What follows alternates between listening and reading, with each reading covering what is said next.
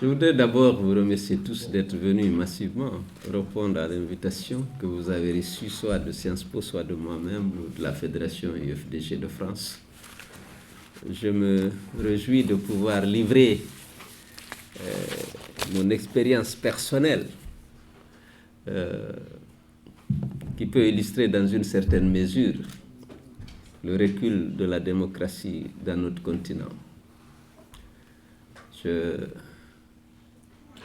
pense que je ne vais pas vous ennuyer et que je pourrai après échanger avec vous, après avoir fait un petit exposé. Je me mettrai à votre disposition pour répondre aux questions que vous ne manquerez pas, j'en suis sûr, de me poser.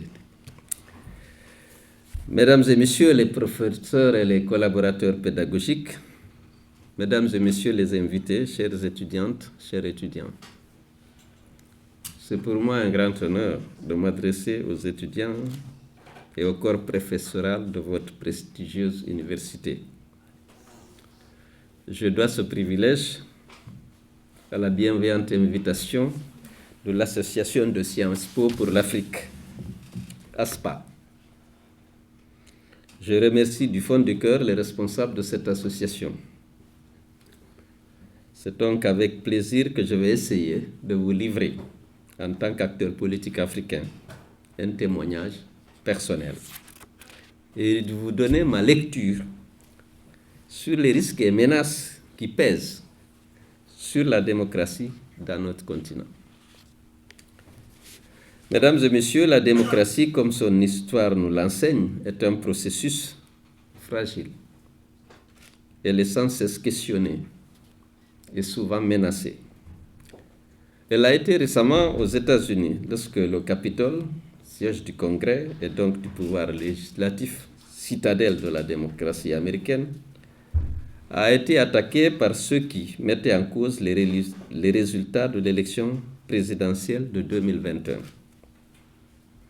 On a assisté à des scènes similaires au Brésil en janvier 2023, lorsque les partisans de Jair Bolsonaro se sont attaqués au siège des institutions brésiliennes pour contester la défaite de leur candidat. Elle est parfois fragilisée en Europe avec ce qu'on a coutume d'appeler la crise de la représentation démocratique et la montée en puissance des extrêmes, qui sont ses corollaires. Mais ces alertes ne menacent pas en réalité ses fondements, tant sont solides les institutions qui l'incarnent et forte la prégnance de la culture démocratique dans ces sociétés. En revanche, la démocratie est encore fragile en Afrique et on peut légitimement s'interroger sur son ancrage et sur son sort en raison des conditions souvent contestables de la conquête et de la conservation du pouvoir par le moyen de hold-up électoraux, de violations récurrentes des constitutions et de coups d'État militaires. Les difficultés d'instauration de la démocratie sont-elles uniquement d'ordre interne au continent ou sont-elles aussi nourries par l'extérieur? Permettez-moi d'abord de faire un bref rappel sur le rapport de l'Afrique moderne, avec l'idée de démocratie. Après la Tunisie en 1956, le Ghana en 1957 et la Guinée, mon pays, en 1958, 17 pays africains accédèrent à l'indépendance en 1960. Le processus de libération du continent se poursuivra pour s'achever en 1991 avec la chute du régime de l'apartheid en Afrique du Sud. Cette émancipation fut l'aboutissement des prises de conscience et des combats menés par et pour la liberté et l'indépendance des peuples colonisés. Les nouveaux États indépendants adoptèrent presque tous dans leur constitution le modèle démocratique avec des élections ouvertes à tous les citoyens ainsi qu'à la concurrence des partis. Mais très rapidement après, le pluralisme fut abandonné au profit du monopartisme sous l'influence des rivalités idéologiques pendant cette période de guerre froide et sous prétexte que la construction et la consolidation des nations seraient incompatibles avec la démocratie pluraliste. Des régimes autoritaires s'installèrent ainsi dans la plupart des États avec des dictateurs souvent violents. Je ne veux pas citer d'exemple. La Guinée, par son vote historique du 28 septembre, fut le seul pays de l'Afrique francophone à choisir, lors du référendum, l'indépendance contre l'association avec la France dans le cadre de la communauté proposée par le général de Gaulle. Ce choix des Guinéens attira la sympathie de plusieurs pays africains et accélérera le processus de décolonisation du continent. Mais le pays n'échappera pas pour autant au monopartisme et aux dérives autocratiques, avec l'emprisonnement et l'assassinat de dizaines de milliers de citoyens, notamment des intellectuels, à l'occasion de complots réels ou imaginaires. Mesdames et messieurs, à la fin des années 80, avec la chute du mur de Berlin et la dislocation du bloc soviétique, une nouvelle dynamique naît en faveur de la démocratie libérale.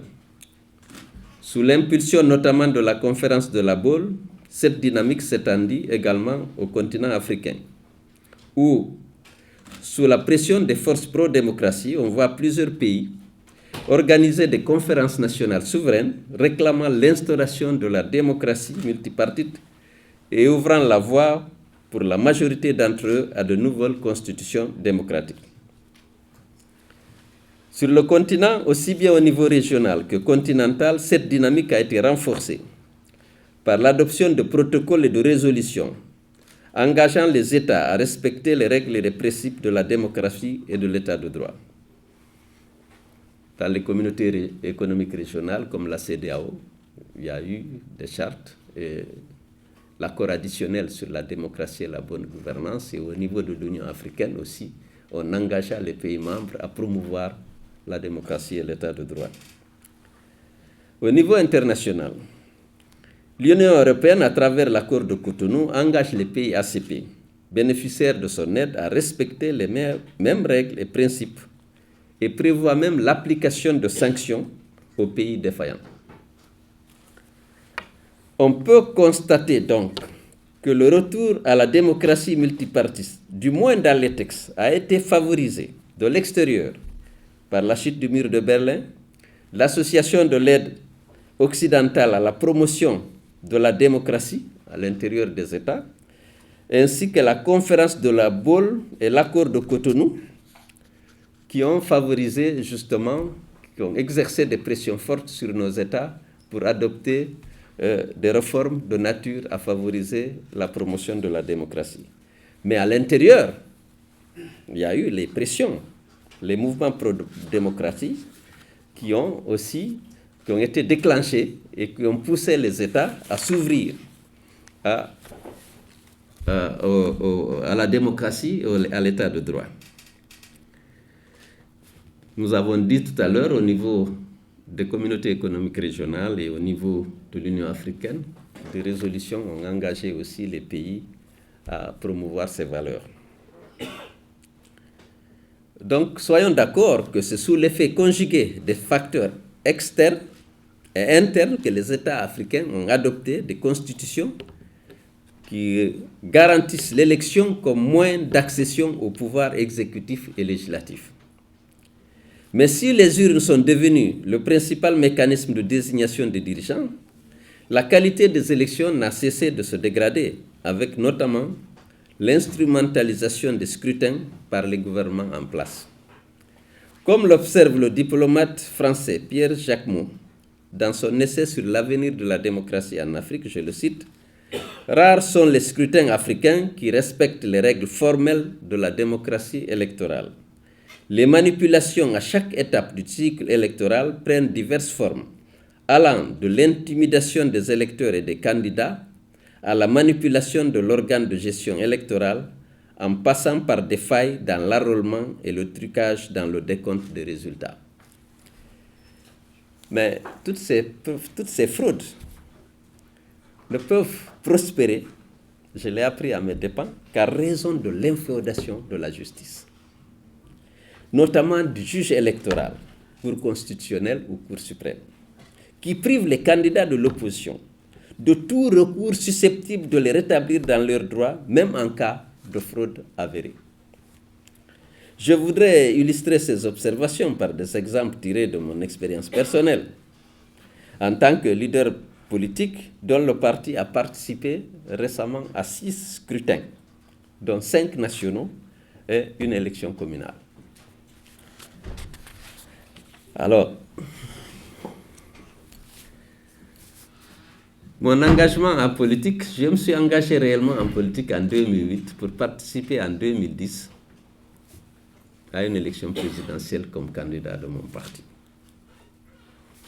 Avant, j'étais cadre à la Banque centrale, mon collaborateur Baïdi était là, avant d'être ministre puis Premier ministre. Mais là aussi, j'ai été appelé au gouvernement en tant qu'entre guillemets technocrate et non en tant que militant ou responsable d'un parti politique.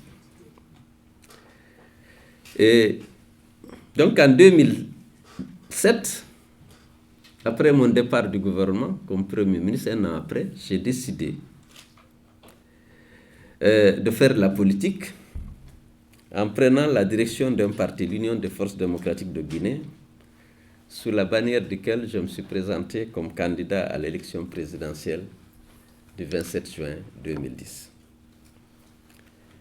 J'ai réuni, à la surprise générale, 44% des suffrages exprimés au premier tour, contre 18% à celui qui devrait être mon challenger au second tour. Ce second tour, malheureusement, ne sera organisé que 4 mois et demi après le premier, alors que le délai constitutionnel prévoyait que 2 semaines. Et à l'issue de ce second tour, mon challenger réussit, Baïdi nous dira comment, à se faire déclarer vainqueur, malgré le soutien. Mais à l'époque, il était à l'UFR qui m'a soutenu, qui avait 13%, qui avait décidé, qui était le faiseur roi et qui a décidé de me soutenir. Et un autre Abbé Silla qui avait 4%, et tous les deux avaient décidé de me soutenir. Mais mon challenger a réussi à se faire proclamer vainqueur. C'est un hold-up sans précédent dans l'histoire de la démocratie en Afrique et même ailleurs. Détenant les preuves irréfutables de ma victoire, j'ai saisi le juge électoral, en l'occurrence la Cour suprême. Sous la pression de l'armée, celui-ci ne donna pas suite à mon recours. J'étais fondé à refuser les résultats officiels qui étaient loin de refléter la vérité des urnes, comme l'avouèrent plus tard ceux qui avaient organisé le hold-up.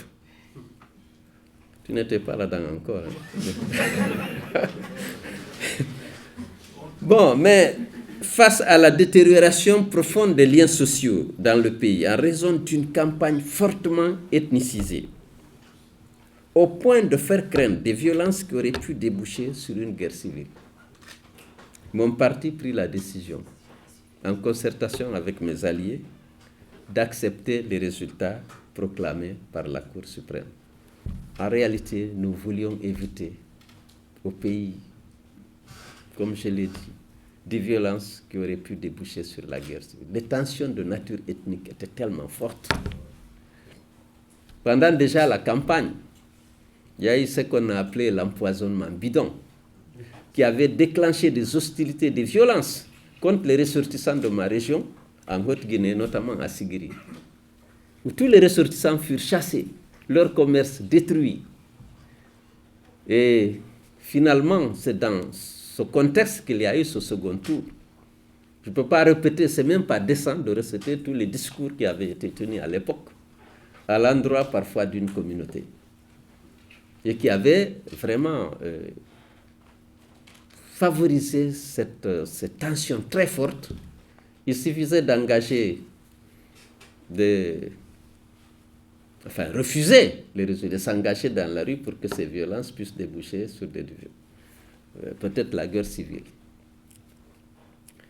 Mais ma décision tenait compte aussi du fait que les élections législatives devaient se tenir immédiatement après la présidentielle, c'est-à-dire au cours du premier trimestre 2011. Et qu'en toute hypothèse, les chances pour moi de les remporter, pour peu qu'elles soient transparentes, étaient évidentes.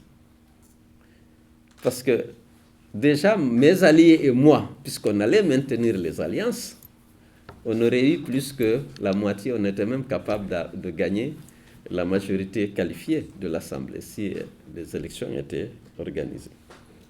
Mais le nouveau pouvoir, connaissant les conditions fumeuses entourant sa victoire, refusa de les organiser, sous prétexte que le fichier n'était pas bon, sous prétexte qu'il fallait reprendre tout à zéro, parce que. Alors, et pourtant, c'était sur la base de ce fichier qu'il était supposé être élu. Face à cette intransigeance, l'opposition dut se mobiliser. L'ampleur des manifestations, leur durée et la ferme détermination qui les sous-tendait, et ce malgré une répression sanglante, devaient obliger la communauté internationale à s'impliquer pour ouvrir un dialogue et essayer de trouver un consensus entre nous et le pouvoir en place.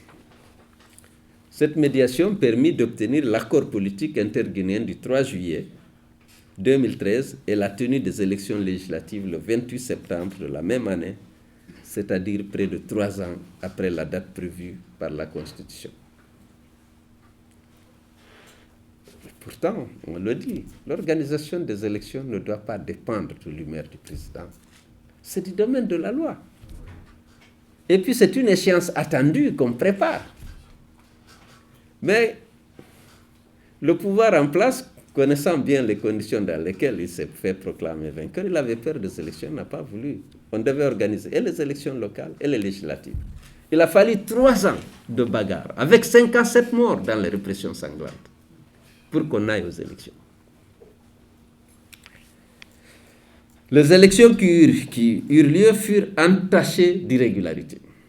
Tripatouillage du fichier électoral, cartographie des bureaux de vote défavorables à l'opposition, rétention des cartes d'électeurs dans les zones réputées acquises à l'opposition, bourrage des urnes, falsification des PV, utilisation des moyens de l'État par le parti au pouvoir, intervention des autorités administratives et des forces de défense et de sécurité, expulsion des délégués de l'opposition des bureaux de vote et des commissions administratives de centralisation des résultats. Toutes ces irrégularités furent mentionnées dans le rapport de la mission d'observation électorale de l'Union européenne. Elle devait permettre aux partis au pouvoir d'obtenir la majorité qualifiée de 78 députés sur 114. Mais la présence et la vigilance des observateurs de l'Union européenne purent aider à limiter les dégâts. Ainsi, le parti présidentiel n'obtient que 53 députés sur 114, contre 51 pour l'opposition, dont Baïdi, qui était de l'opposition à l'époque, il fut élu député de Kaloum, et dont 37 pour l'UFDG. Et il sait bien, ça a été au forceps qu'on a pu priver le pouvoir en place de sièges au niveau de la zone spéciale de Conakry. Il y avait 5 députés. Ils ont tout fait pour arracher un député, y compris le siège qu'il a obtenu, parce que nous le soutenions, nous étions en alliance entre l'UFR et l'UFDG. Mais comme c'est le siège du président, de la présidence, Alpha voulait vraiment le député de Kaloum. Ils ont tout fait, on a retardé. Heureusement que les observateurs de l'Union européenne passaient la nuit au siège de centralisation, parce que les gens voulaient attendre que tout le monde parte pour venir sortir les trucs et faire. Matoto et Kaloum, ça a été vraiment la courroie et la bannière. C'est difficilement, au forceps, qu'on a pu sauver pour l'opposition le siège de Kaloum et le siège de Matoto.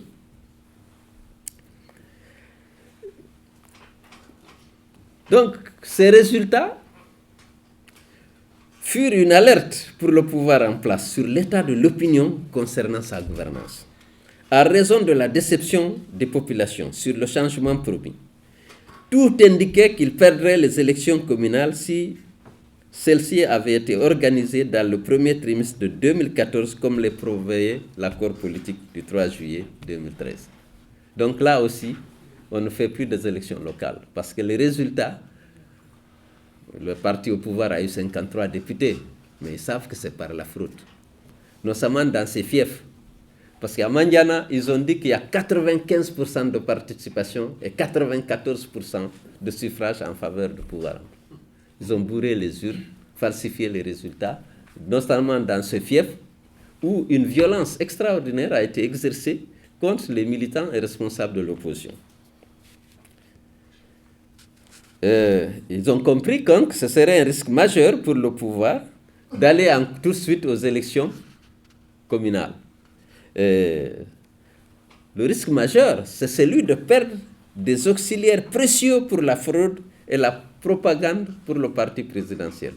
Parce que lorsqu'il a accédé au pouvoir, ils ont changé tous les élus locaux. Comme les mandats étaient terminés, au lieu d'aller aux élections, ils les ont remplacés par des militants zélés de leur parti.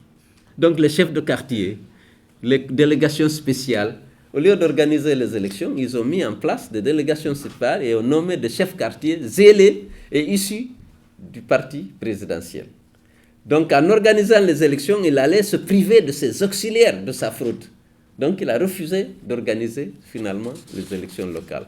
Encore une fois, c'était déjà une violation de la loi et de l'accord politique que de décider tout seul de la date d'organisation des élections.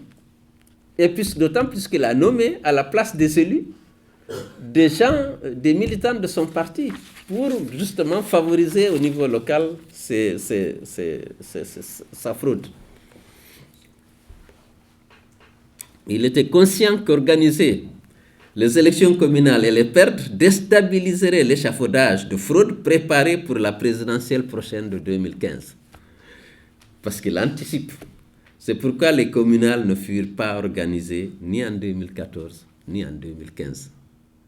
Et il va s'appuyer sur ces élus locaux nommés, issus de son parti, pour organiser ce qu'il a appelé le coup KO, c'est-à-dire gagner le second mandat dès le premier tour. Ça, c'était avec un slogan qui s'appelait le coup KO. L'élection présidentielle donc de 2015 connut les mêmes irrégularités avec une ampleur plus grande que les législatives de 2013. Et le président sortant sera déclaré vainqueur dès le premier tour, comme le voulait son slogan de campagne, un coup KO. Nous constatons cette victoire qui ressortait d'une fraude électorale généralisée et d'une utilisation massive des deniers publics et des moyens de l'État. Comme le confirma d'ailleurs le rapport de la mission d'observation électorale de l'Union européenne, je cite, il est à noter que la mission a observé à plusieurs reprises l'utilisation des biens et moyens de l'État à des fins de campagne et la participation active d'agents publics de l'État, gouverneurs, préfets, ministres, aux activités de campagne du RPG dans un nombre significatif de préfectures du pays en violation des dispositions du Code électoral. Fin de citation. Quant à la fraude, elle s'exprima par la conception d'un fichier électoral sur mesure, artificiellement gonflé par un recensement massif de mineurs dans les fiefs du pouvoir, ce qui dénatura les équilibres régionaux qui existaient jusqu'alors. En effet, le ratio du corps électoral par rapport à la population totale est passé à 68% en 2015 contre moins de 40% en 2010. Et lorsqu'on observe les circonscriptions dans lesquelles il y a eu une explosion des électeurs, c'est généralement dans les fiefs du parti au pouvoir. Alors que pour information, dans les pays de la sous-région, en Afrique de l'Ouest, ce ratio se situe évidemment à 40%. À cela, il faut ajouter l'utilisation avec moins de finesse des techniques de fraude habituelles, rétention des cartes d'électeurs, exclusion et parfois emprisonnement des délégués et même des assesseurs de l'opposition pour favoriser la falsification des PV des bureaux de vote ou des commissions de centralisation. Ainsi, dans les fiefs du parti présidentiel, on enregistra des scores soviétiques dépassant parfois 95% de participation et de vote favorable aux candidats du parti présidentiel. La mission d'observation électorale de l'Union européenne reprit dans son rapport les griefs de l'opposition, confirmant ainsi que le processus électoral fut jonché de fraude afin de permettre l'élection du président sortant dès le premier tour. Malheureusement, non seulement ces dénonciations n'eurent pas les condamnations attendues de la communauté internationale, Mais les recommandations pour formuler à l'effet d'améliorer le processus électoral restèrent lettres mortes. Mesdames et messieurs, comme l'écrivent Nick Chisman et Jeffrey Smith, un bon indicateur de l'état de santé de la démocratie en Afrique consiste à observer si les dirigeants quittent effectivement le pouvoir au terme prévu par leur mandat et par la Constitution. En Guinée, la Constitution limite à 2 le nombre de mandats. Et cette limitation est complètement verrouillée. On ne peut pas faire plus. Il est stipulé en effet que nul ne peut exercer plus de 2 mandats consécutifs ou non. Et il est stipulé en plus que les dispositions relatives au nombre et à la durée du mandat ne peuvent faire l'objet de révision, tout comme les principes républicains de la Constitution, c'est-à-dire la laïcité de l'État, le caractère républicain de l'État, ainsi de suite. C'est ce qu'Alpha Condé, qui avait juré 2 fois sur cette Constitution, en jurant de la respecter, de respecter ses dispositions, c'est ce qu'il a voulu, ce qu'il a refusé de respecter. Il a violé son serment et il a violé la Constitution en tentant de briguer un 3e mandat. Alors, mon parti et d'autres, en alliance avec les organisations de la société civile, regroupés dans le Front National pour la défense de la Constitution, FNDC, se sont opposés avec détermination à la remise en cause de la Constitution en vigueur à la seule fin de permettre à Alpha Condé de briguer un 3e mandat. Les manifestations organisées à cet effet ont été violemment réprimées, causant 104 morts et plusieurs centaines de blessés graves. Malgré la forte médiatisation de ces manifestations et de leur répression, le président sortant réussira son pari qui a été qualifié de coup d'État constitutionnel. Il se fera déclarer, il changera la Constitution. Il déclarait que le peuple de Guinée a voté en faveur du changement de Constitution, ce qui n'était pas le cas. Parce que vous savez, on le verra peut-être plus tard dans les commentaires, les gens se maintiennent au pouvoir par la délinquance électorale.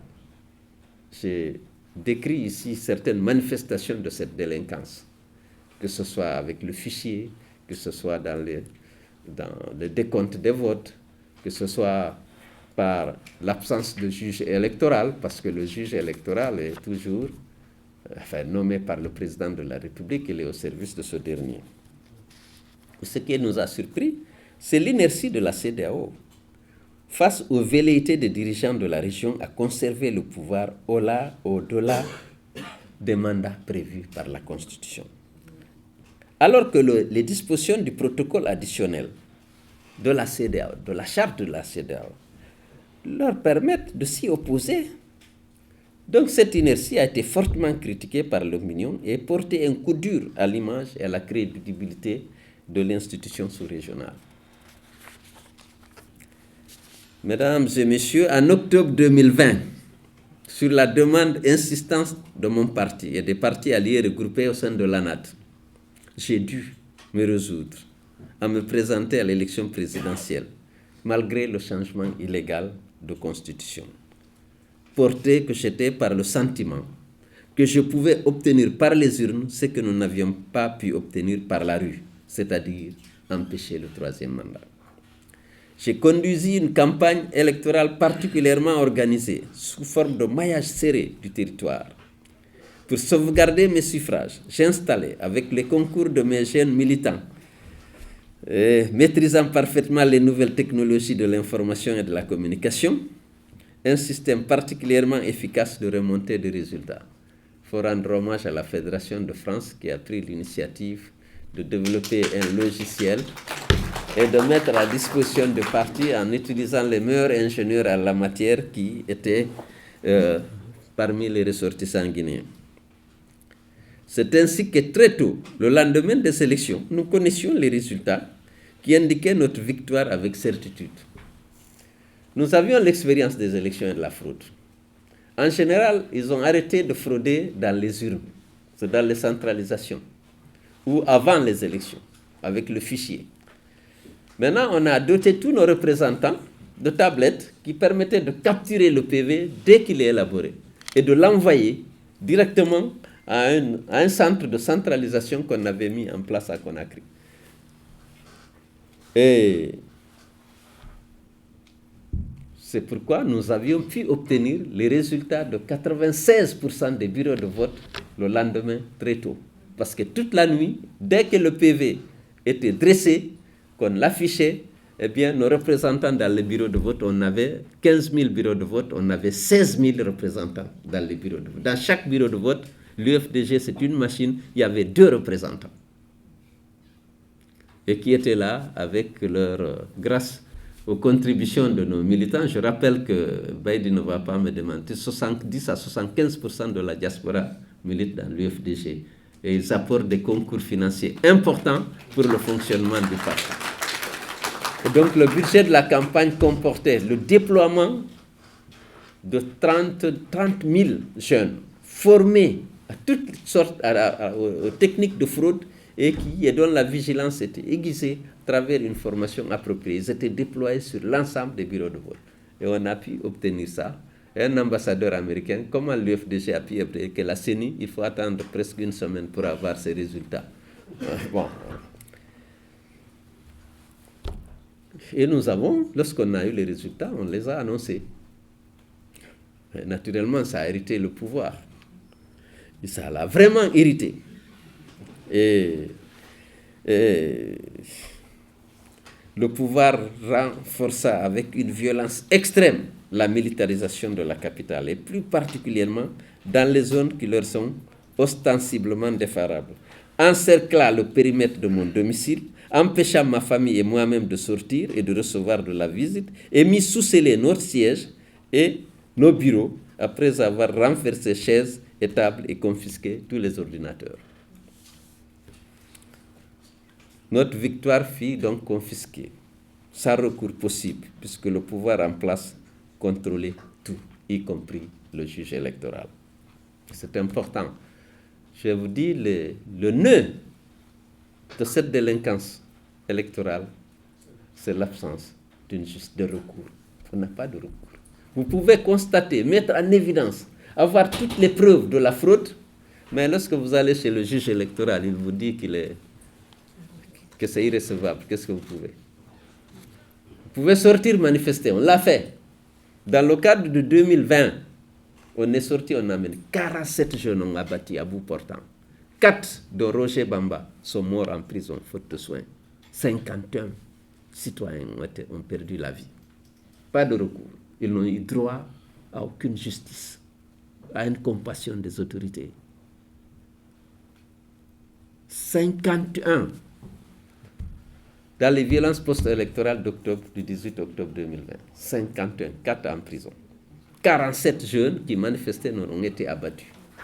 Aucune enquête, aucune justice. Vous n'avez aucun recours. Aucun. Vous publiez dans la presse, vous allez organiser des cortèges funèbres, vous traversez la ville pour aller enterrer les gens, les corps sont photographiés et tout. Rien. Vous pouvez plus, qu'est-ce que vous faites? Les oppositions en Afrique, vous avez 3 recours. Vous allez demander le dialogue politique avec les présences des ambassadeurs étrangers, puisque tous les dialogues en Guinée ont eu lieu en présence de ce qu'on appelle le G5. Le G5, c'est l'ambassadeur des États-Unis, l'ambassadeur de France, le délégué de l'Union européenne, le coordinateur du système des Nations Unies et le représentant de la CEDEAO. Parfois, vous obtenez gain de cause dans vos revendications, parce qu'on fondé. L'opposition ne peut pas avoir des revendications farfelues. Mais l'interprétation de la loi, bon, c'est le pouvoir l'interprète comme il veut. Si vous allez à la justice ne peut pas désavouer le pouvoir. Et finalement, Vous pouvez obtenir parfois gain de cause, mais l'application posera toujours des problèmes. Ce que nous pouvions faire et ce que nous avons fait, nous avons rédigé des mémos, des rapports, avec toutes les preuves. Nous avons distribué à toutes les organisations internationales, à tous les partenaires techniques et financiers de la Guinée. La violation des droits humains, les photos des cadavres, les noms, l'adresse, le numéro de téléphone de la famille pour que les gens qui veulent vérifier puissent le faire. Parce que les habitudes de pouvoir dire c'est faux. Parce qu'ils avaient interdit aux médecins légistes de nous donner les rapports d'autopsie. À un moment donné, on avait droit au rapport d'autopsie. Après, ils ont pris un acte, ils ont interdit seul, sur demande du procureur, qu'on peut avoir des rapports d'autopsie. Mais avec ces rapports et ces mémos qu'on a envoyés, on a pu mettre en évidence le hold-up électoral et les violences qui ont accompagné ce hold-up. Et si bien qu'on a pu délégitimer ce troisième mandat qui est obtenu à l'issue du coup d'État constitutionnel, mais aussi d'un hold-up électoral, accompagné de violences. La lutte contre le troisième mandat nous a coûté 104 vies. Le hold-up électoral, 51. Les violences post-électorales. Donc on a quand même pu délégitimer aux yeux de beaucoup d'observateurs ce troisième mandat. C'est dans ce contexte que s'installa dans le pays une vive crise sociopolitique qui conduisit au coup d'État du 5 septembre 2021. Mesdames et messieurs, il y a donc, au regard de ce qui précède, ce que l'on pourrait appeler un inachèvement du processus démocratique en Afrique, un blues démocratique, pour reprendre le titre d'un récent livre publié par Francis Lalupo. Il s'explique tout d'abord par l'inadéquation entre l'adhésion aux principes formels de la démocratie et la réalité des pratiques du pouvoir. On voit qu'au plus haut niveau, il y a une extrême difficulté à accepter les règles du jeu démocratique, à exercer le pouvoir dans le cadre défini par les lois et les institutions. Il arrive toujours un tournant, un moment où le pouvoir exécutif s'étend pour s'accaparer l'ensemble des pouvoirs, conduisant ainsi à une concentration de tous les pouvoirs, notamment législatifs et judiciaires, dans les mains d'une personne, qui, après avoir neutralisé donc tous les contre-pouvoirs, utilise la force et la violence pour se maintenir et dominer ses adversaires. À ce niveau, on pouvait parler d'une difficulté majeure qui compromet l'instauration de la démocratie et de l'état de droit en Afrique. C'est celle d'assurer la séparation effective des pouvoirs et l'indépendance des institutions, notamment l'institution judiciaire. Lorsque c'est le cas, les pouvoirs s'appuient moins sur la souveraineté du peuple pour asseoir leur légitimité que sur l'armée et la justice à leur ordre. Ce qui fait en sorte que les élections deviennent une simple formalité, n'ayant aucun impact sur la manière de conquérir et d'exercer le pouvoir. L'armée se substitue aux élections comme un arbitre de l'espace politique, et lorsque les tensions s'accroissent et que les crises perdurent, eh bien l'armée décide de prendre, entre guillemets, ses responsabilités en faisant un coup d'État. Il arrive aussi que l'instabilité du système international, la lutte entre les grandes puissances, impacte les dynamiques démocratiques au niveau national, en conduisant les décideurs politiques à exploiter les rapports de force au niveau international pour se maintenir au pouvoir au détriment de la population. Avant de conclure mon propos, j'aimerais aussi revenir sur le rôle de ce que l'on a coutume d'appeler la communauté internationale. Beaucoup parmi les intellectuels africains appellent aujourd'hui à une autonomisation de l'Afrique, à une reprise en main des souverainetés nationales, et à une moins grande dépendance de nos économies vis-à-vis de l'aide au développement. Cette aspiration est légitime vis-à-vis de l'aide au développement. Non, cette aspiration est légitime. Tant les politiques publiques des États du continent ont été, pendant trop longtemps, soumises à des contraintes imposées de l'extérieur et alignées sur des intérêts étrangers. Toutefois, le repli sur soi n'est pas une option viable. La faiblesse des épargnes nationales, la forte présence de nos diasporas en Occident, la fragilité de nos institutions et plus largement la globalisation de l'économie mondiale nous imposent de développer des partenariats avec les institutions internationales et les pays développés. Toutefois, ces partenariats doivent être à la fois respectueux des règles et des objectifs définis de manière commune et répondre à des intérêts réciproques. Surtout, nos partenaires doivent aussi prendre soin de ne pas devenir les cautions et les complices des dictateurs en se taisant sur les violations des droits humains et des règles et principes de la démocratie et de l'état de droit. Il faut le redire ici, l'Afrique n'est pas un continent à part. Les lois universelles de l'économie, de la bonne gestion des affaires publiques, de la démocratie et de l'état de droit ne sont pas des règles inventées par l'Occident et adaptées qu'à une partie du monde. La démocratie existait dans les sociétés africaines. Le miracle économique des pays comme la Corée du Sud et Singapour est passé par un respect scrupuleux des règles universelles de bonne gouvernance et non par des discours incantatoires ou des invocations stériles de notre supposée spécificité culturelle. Moi, je pense qu'il y a des règles universelles qui peuvent s'adapter. Il ne s'agit pas de dire au nom de nos spécificités africaines, la démocratie n'est pas adaptée à nous, mais laisser prospérer des dictatures qui pillent nos ressources et qui mettent nos pays et exploitent et humilient les citoyens. Il faut vraiment promouvoir les libertés et protéger les libertés individuelles et collectives et promouvoir la démocratie et l'état de droit. Mais c'est simple, c'est des règles universelles. Je ne suis pas de ceux qui non, nous sommes des Africains, nous devons aller à notre rythme. Ça, c'est le discours des dictateurs, à notre démocratie et tout ça, ce n'est pas vrai. Ça, je ne suis pas de ceux qui pensent que nous devons continuer à être une exception. Sur ce plan, il y a des règles universelles qui doivent s'appliquer, c'est mon sentiment. Le problème majeur, aussi bien de la démocratie et de l'état de droit en Afrique, réside dans la volonté de ceux qui arrivent au pouvoir de s'y maintenir par tous les moyens. On refuse l'alternance. Et pour ça, on développe la délinquance électorale, on modifie la Constitution, on fait un usage abusif des forces de défense et de sécurité. Parce qu'on veut se maintenir au pouvoir.